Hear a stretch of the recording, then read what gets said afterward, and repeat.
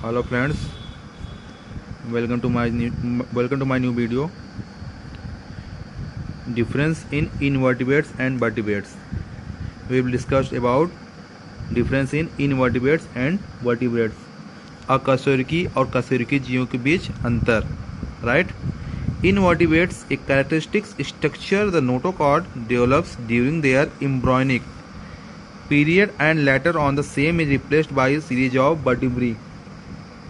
कोशिका अस्त्रम बनता है. कशेरुकी जीवों में एक विशिष्ट संरचना नोटोकॉर्ड भ्रूण विकास के दौरान यह संरचना कशेरुकाओं की एक श्रृंखला द्वारा प्रतिस्थापित हो जाती है. Right. Forming the vertebral column in invertebrate animal since the notochord is totally absent. Invertebrate अकशेरुकी कोशिकाओं में नोटोकॉर्ड पूरी तरह से अनुपस्थित होता है. They are also known as non chordates. वे नॉन कॉर्डेट्स मतलब अकशेरुकी कहलाते हैं.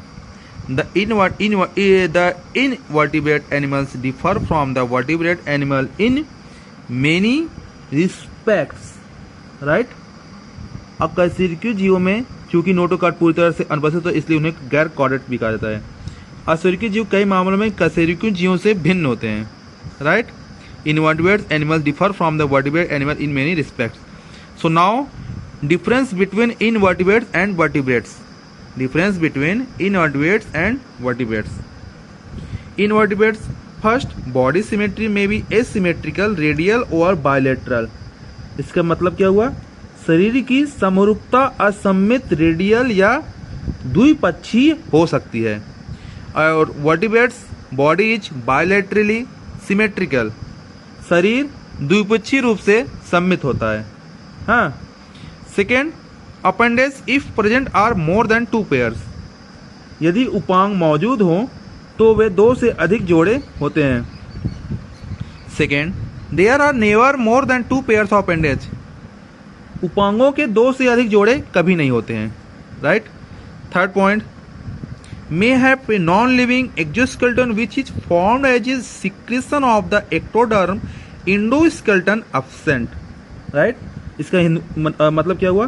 इनमें निर्जीव बाह्य कंकाल हो सकता है जो एक्टोडर्म के स्व से बनता है, अंतः कंकाल अनुपस्थित होता है. और इसमें वर्टिब्रेट्स में क्या हुआ? There is always an endoskeleton which is made of living tissue such as cartilage and bones.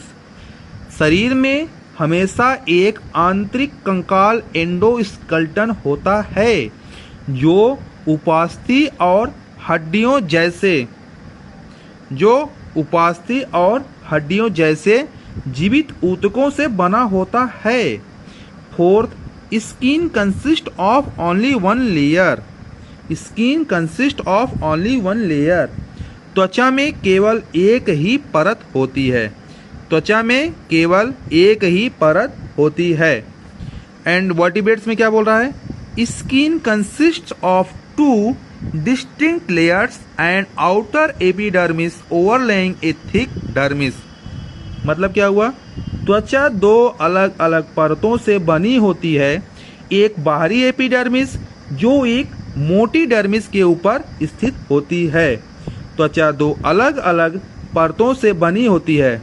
Skin consists of 2 distinct layers and outer epidermis overlying a thick dermis. जबकि एक बाहरी एपिडर्मिस जो एक मोटी डर्मिस के ऊपर स्थित होती है. Now 5 points. Alimentary canal is present or absent. इसमें एलिमेंट्री कैनाल उपस्थित होता है और अनुपस्थित होता है. राइट. एलिमेंट्री कैनाल मीन्स आहार नाल. एंड इसमें alimentary canal is always present. Vertebrates में एलिमेंट्री कैनाल प्रेजेंट होता है, उपस्थित होता है. पाचन नाल उपस्थित होता है. आहार नाल हमेशा उपस्थित होता है. True nail is absent. Anus is terminal and opens at the posterior end of the body. Right. वास्तविक पूंछ अनुपस्थित होती है. गुदा अंतिम छोर पर स्थित होती है और शरीर के पश्च छोर पर खुलती है.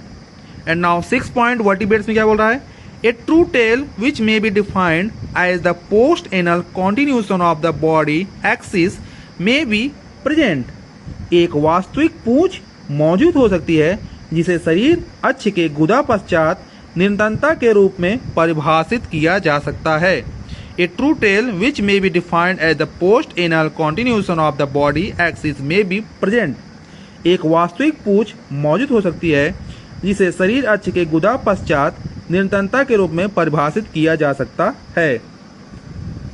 Seventh, the breathing or respiratory organs normally develop from the ectoderm. No gill slits are present in pharynx. श्वसन अंग सामान्यतः एक्टोडर्म से विकसित होती हैं, ग्रसनी में गलफड़े नहीं होती हैं। Seventh, the breathing or respiratory organs develop in relation to the walls of pharynx and endodermal organ and consist of gills or lungs. Pharyngeal gill slits are present in the embryos of all vertebrates. श्वसन अंग ग्रसनी एक अंतःत्वची अंग की दीवार के संबंध में विकसित होती हैं और इनमें गलफड़े या फेफड़े शामिल होती हैं।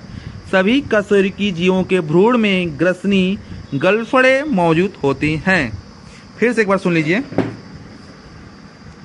The breathing or respiratory organs develop in relation to the wall of pharynx and endodermal organ and consist of gills or lungs. Pharyngeal gill slits are present in the embryos of all vertebrates. श्वसन अंग ग्रसनी एक अंतःत्वची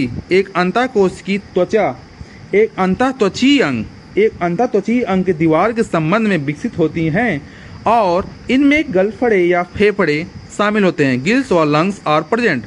Pharyngeal gill slits are present in the embryos of all vertebrates.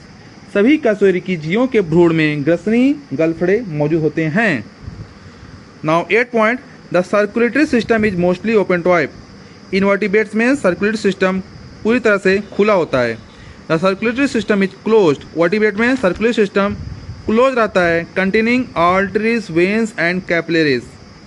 Arteries, veins and capillaries जिसमें धमनियाँ, सिराएं और केशिकाएं उपस्थित होती हैं। The heart is always dorsal in position. 9 point क्या है? The heart is always dorsal in position. हृदय हमेशा पृष्ठीय स्थिति में रहता है। The heart is always ventral in position. हृदय हमेशा उदर भाग की ओर स्थित होता है। Now next point 10 point, the respiratory pigment such as hemoglobin if present is dissolved in the plasma, right? The respiratory pigment such as hemoglobin is present is dissolved in the plasma. इसमें respiratory system मतलब श्वसन वर्णक जैसे haemoglobin उपस्थित होता है जो कि प्लाज्मा में घुला होता है। और इसमें क्या दिया है? The hemoglobin is contained in the red blood corpuscles. Haemoglobin उपस्थित होता है लाल रक्त कोशिकाओं में, लाल रक्त कशेरुकियों में, राइट? लाल रक्त कणिकाओं में पाया जाता है। The central nervous system consist of solid ganglia connected by nerve fibres to form a chain. केंद्रीय तंत्रिका तंत्र जैसे ठोस गैंग्लियों से बना होता है जो तंत्रिका तंतुओं द्वारा एक श्रृंखला बनाने के लिए जुड़े होते हैं। इसमें क्या दिया है? 11th, the central nervous system is in the form of hollow thick walled tube. केंद्रीय तंत्रिका तंत्र खोखली मोटी दीवार वाली नली के रूप में होता है। केंद्रीय तंत्रिका तंत्र खोखली मोटी दीवार वाली नली के रूप में होता है। 12 point, the nerve cord lies ventrally to the digestive tract. तंत्रिका तंत्र पाचन तंत्र के अधर भाग में स्थित होता है। तंत्रिका तंत्र पाचन तंत्र के अधर भाग में स्थित होता है। The nerve cord lies ventrally to the digestive tract. 12, the neural tube brain plus spinal cord lies dorsally to the digestive tract. तंत्रिका नलिका मस्तिष्क प्लस रीढ़ की हड्डी पाचन तंत्र के पृष्ठीय भाग में स्थित होती है। 13 point, eyes develop from the skin. आंखें त्वचा से विकसित होती हैं। Eyes develop as outgrowth of the brain. आंखें मस्तिष्क के विस्तार के रूप में विकसित होती हैं।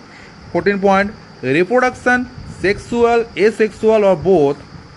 And 14 point, reproduction is only sexual. मतलब जनन मतलब प्रजनन लैंगिक और अलैंगिक दोनों होती हैं और इसमें जनन कि वह सेक्सुअल होता है, यानी लैंगिक होता है। तो दोस्तों, तो इनवर्टिब्रेट्स एंड वर्टिब्रेट्स में डिफरेंस आज बता दिए आपको।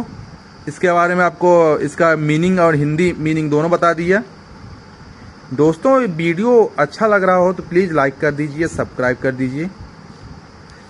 ऐसे ही वीडियो आपके लिए आते रहेंगे और मैं बनाता रहूँगा। आपको अगर मेरे द्वारा कोई भी कमी हो तुरंत कमेंट कर दीजिएगा, ताकि अगले वीडियो में मैं उस कमी को दूर करके और अच्छा से अच्छा वीडियो बना सकूं। धन्यवाद दोस्तों।